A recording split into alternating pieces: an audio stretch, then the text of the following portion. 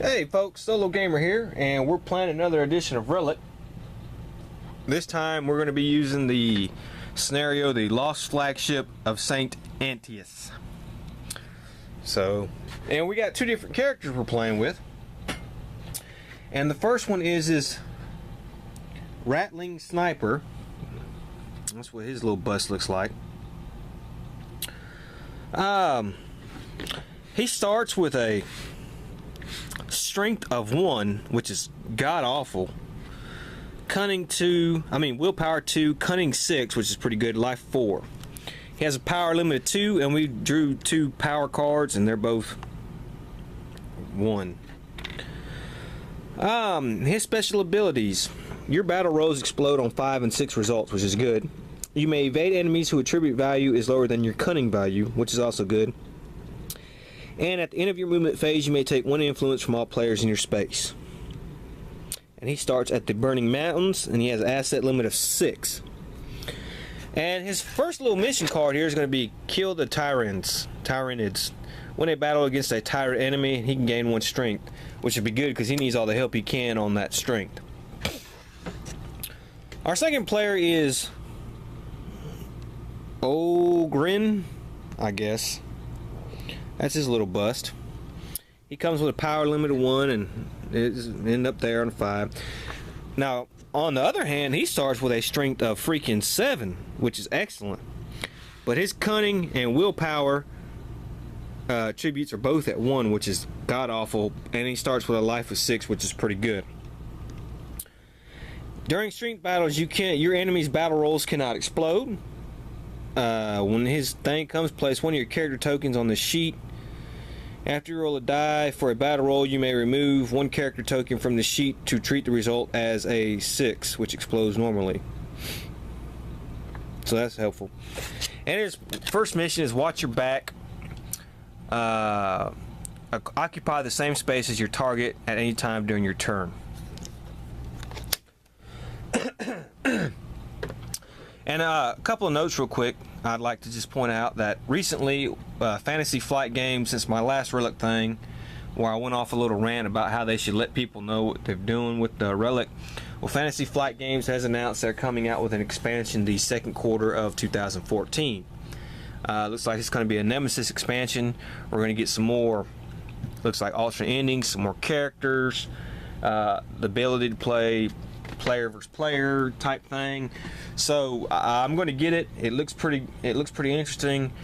They didn't say anything about adding anything to the board, so I was a little disappointed on that. But anyways, just to let anybody who's a fan of Relic know, and if you haven't heard, they are coming out with expansion second quarter of 2014.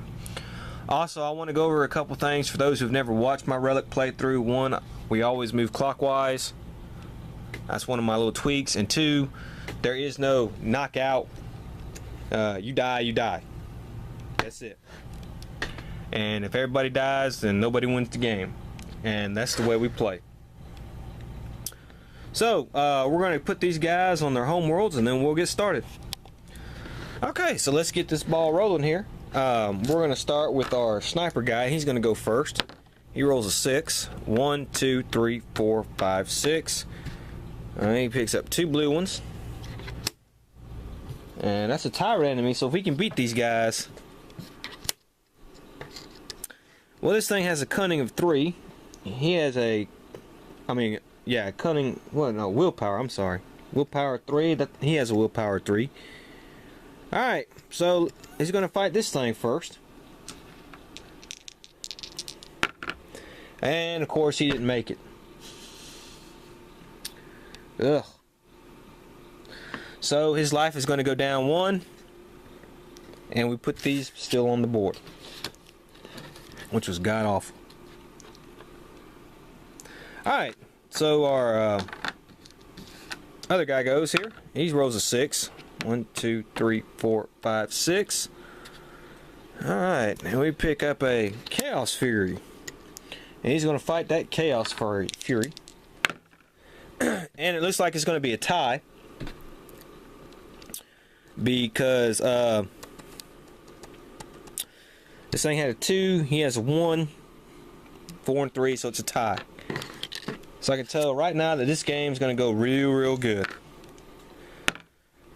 1, 2. Well, it looks like he just granted him a little favor. Okay, so he's gonna try to fight the Chaos Fury. He should be able to beat that. He's got a cunning of 6. Yeah, he beats. All right, so he beats the Chaos Fury.